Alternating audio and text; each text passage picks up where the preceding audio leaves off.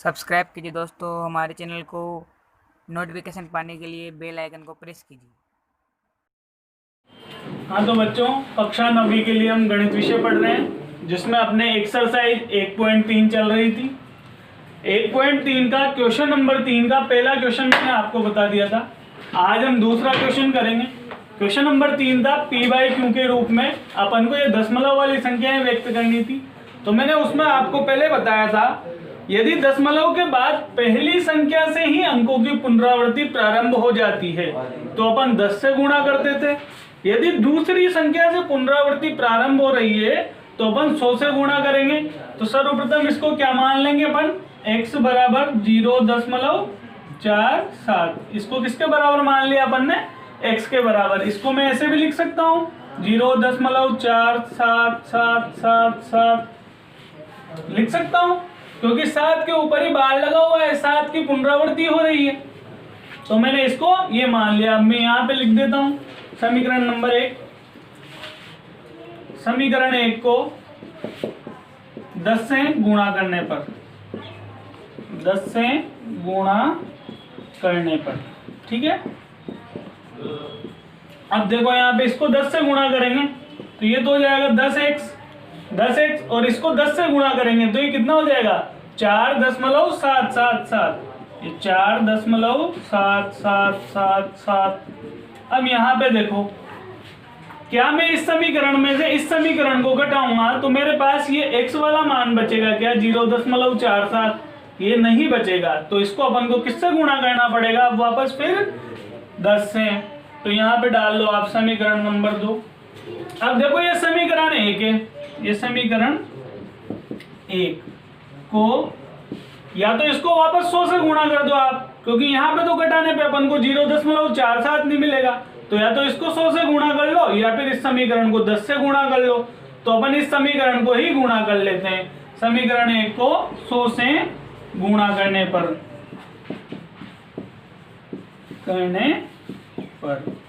अब यहाँ पे देखो 100x हो जाएगा बराबर में।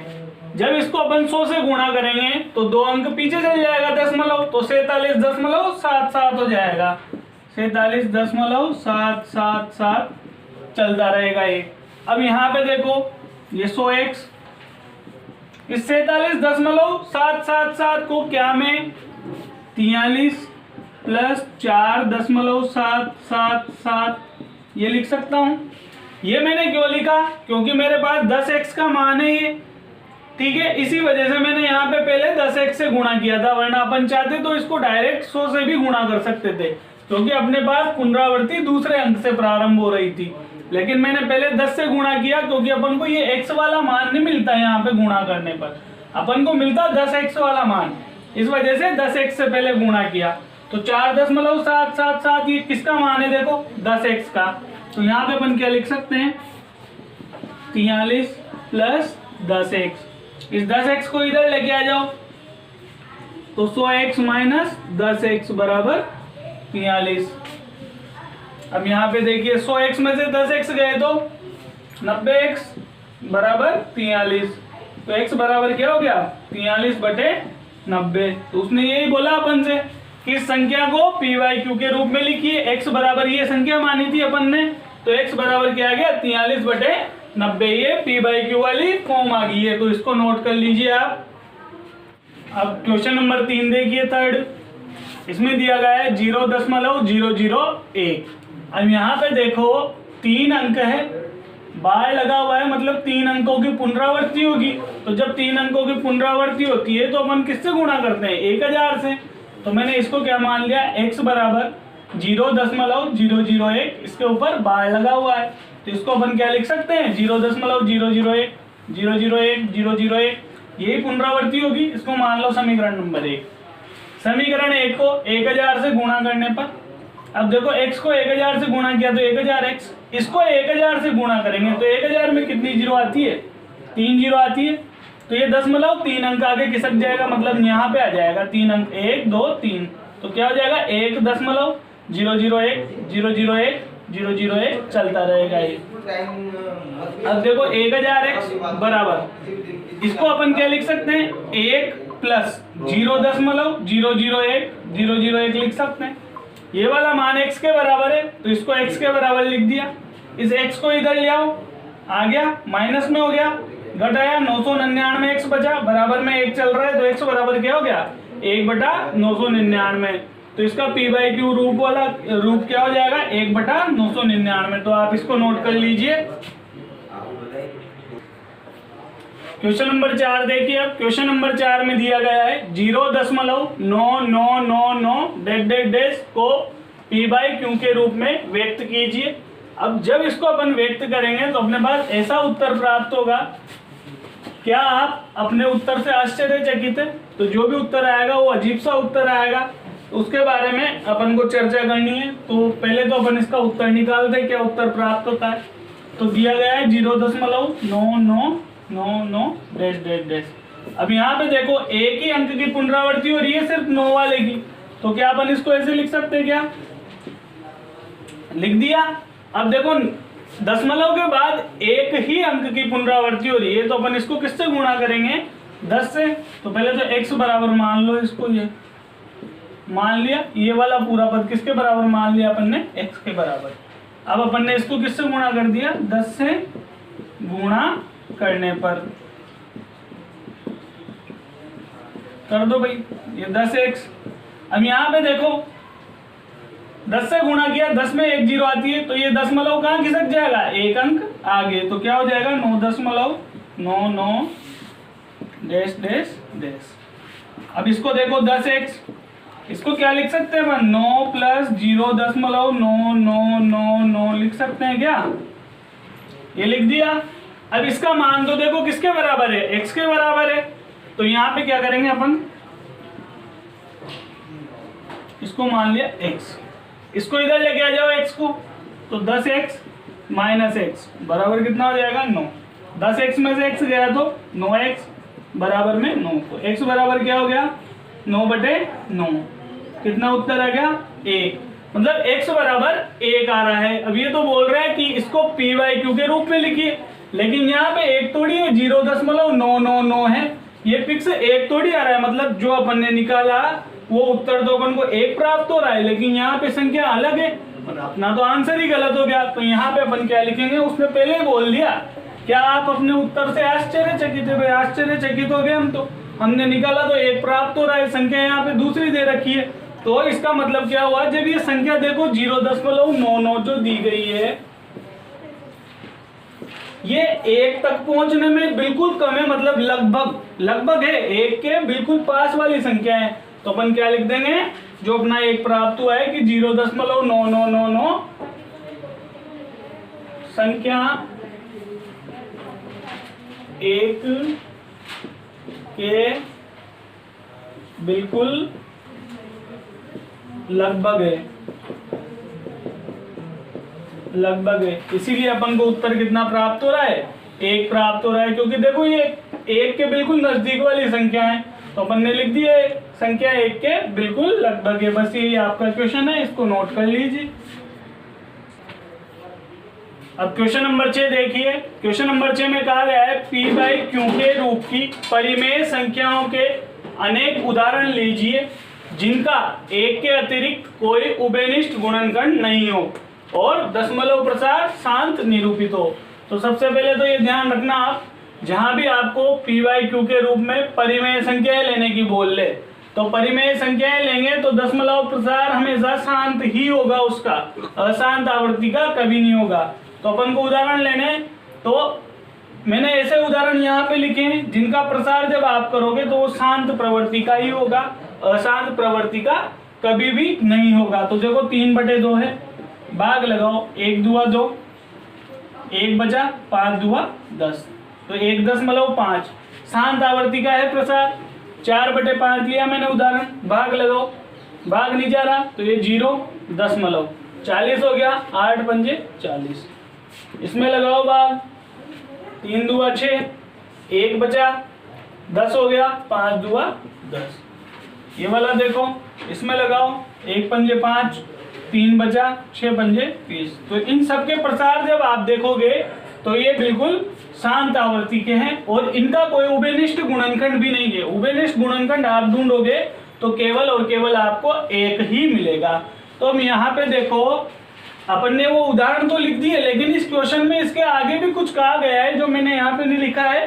वो कहा गया है, क्या आप यह अनुमान लगा सकते हैं कि क्यू को कौन सा गुण अवश्य संतुष्ट करना चाहिए।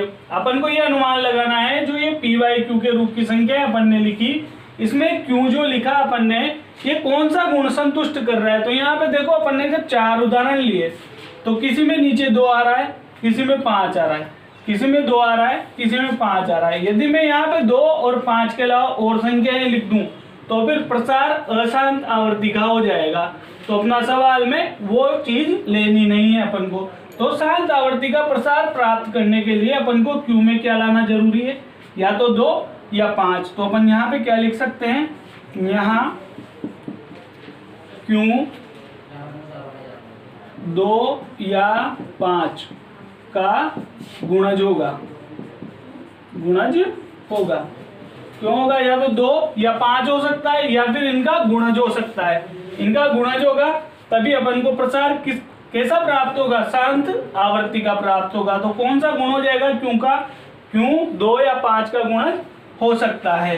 तो आप ये नोट कर लीजिए, इसको लिख लीजिए।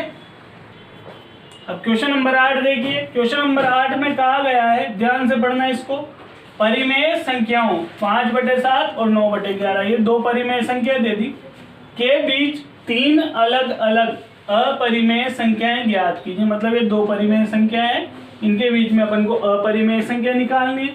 थोड़ी देर पहले मैंने बोला था परिमेय संख्याएं जो होती है उनका दशमलव शांत प्रकार का होता है। तो पहले तो इनका दशमलव प्रसार कर लीजिए, 5/7 भाग लगाओ 7 का 5 में, नहीं जा रहा तो ये 0.50 हो गया। 7 सत्ते 49, 1 बचा, 10 हो गया, 1 सत्ते 7, 3 बचा, 30 हो गया, 4 सत्ते 28, 2 बचा, 20 हो गया, 2 सत्ते 14, 6 बचा, 60 हो गया, 8 सत्ते 56, 4 बचा, 40 हो गया, 5 सत्ते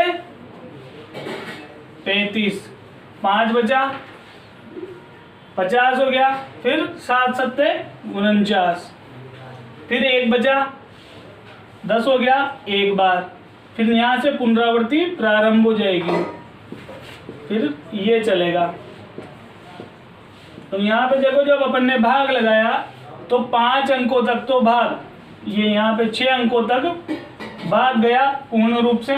उसके बाद अंकों की पुनरावृत्ति होना प्रारंभ हो गया। देखो 7 1 4 2 8 5, 7 1 4 2 8 5, ये ऐसे ही चलता रहेगा। मतलब यहाँ 7 से वापस पुनरावृत्ति प्रारंभ हो जाएगी, 6 अंकों तक तो भाग गया। तो अपन इसको ऐसे बार लगा के लिख सकते हैं, पीछे की संख्या लिखने की जरूरत नहीं है अपन को, इनको मिटा दे अपन, क्योंकि यहाँ से पुनरावृत्ति प्रारंभ हो गई है।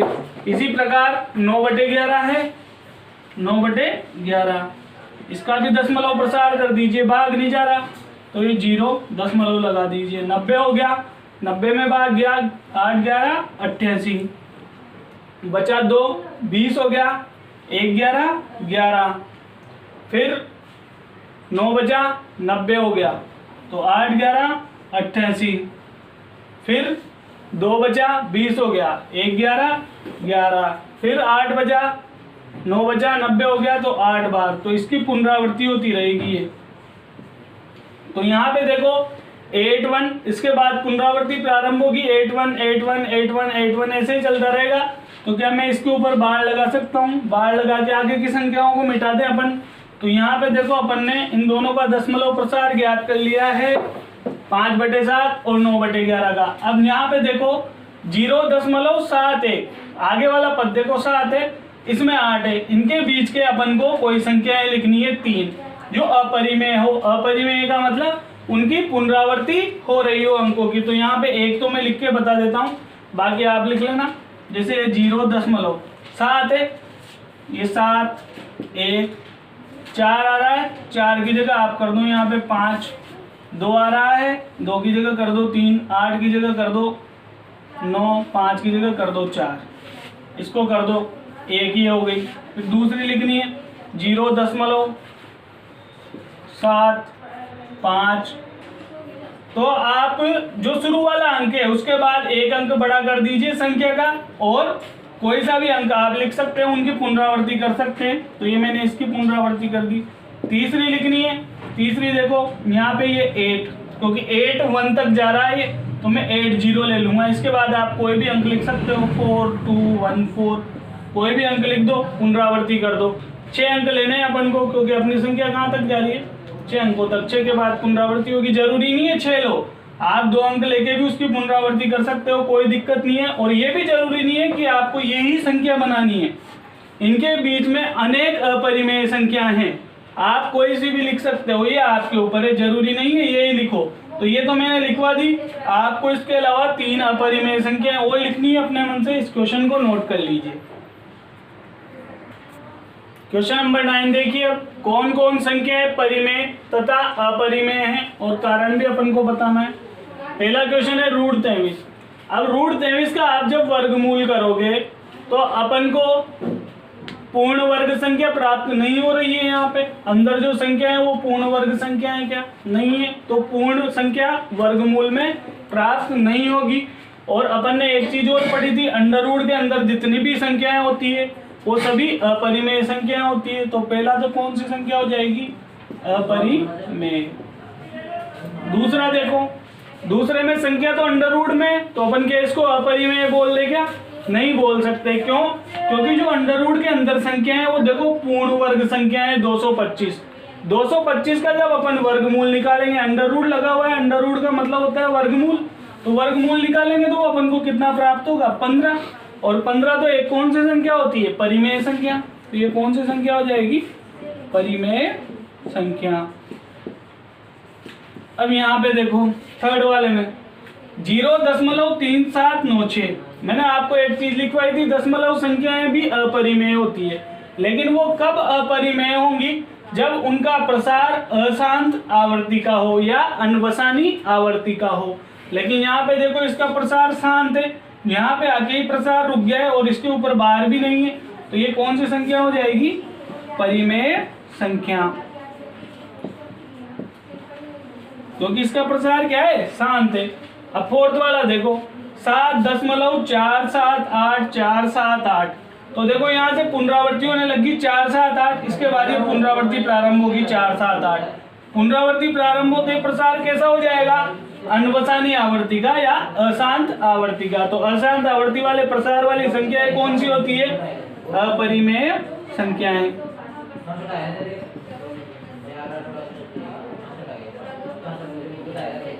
फिफ्थ वाला देखो 1.101, 001, 0001, 0001, ऐसे ही ये बढ़ता ही जाएगा आगे, लेकिन ये कभी शांत नहीं होगा। तो ये प्रसार कैसा हो जाएगा, अशांत। अशांत होते अपन कौन सी संख्या कह देंगे इसे, अपरिमेय संख्या। आप इसको नोट करना। और इसके बाद मैंने इस प्रश्नावली में क्वेश्चन नंबर 7 और क्वेश्चन नंबर 5 छोड़ा है। क्वेश्चन नंबर 5 है 1/17 के दशमलव प्रसार में अंकों के पुनरावृत्ति खंड में अंकों की अधिकतम संख्या क्या हो सकती है। तो आपको ये भाग लगा के स्वयं को चेक करना है। 1/17 और 7y ऐसी 3 संख्याएं लिखिए जिनके दशमलव प्रसार अनवसानी अनावर्ती हो। तो ये 3 संख्याएं भी आपको लिखनी है। जैसे एक तो पाई का मान होता है 3.14, उसमें भी पुनरावृत्ति होती है। तो आप कोई से भी मान लिख सकते हो। ये क्वेश्चन आपको करना है, इसको नोट कर लीजिए। धन्यवाद।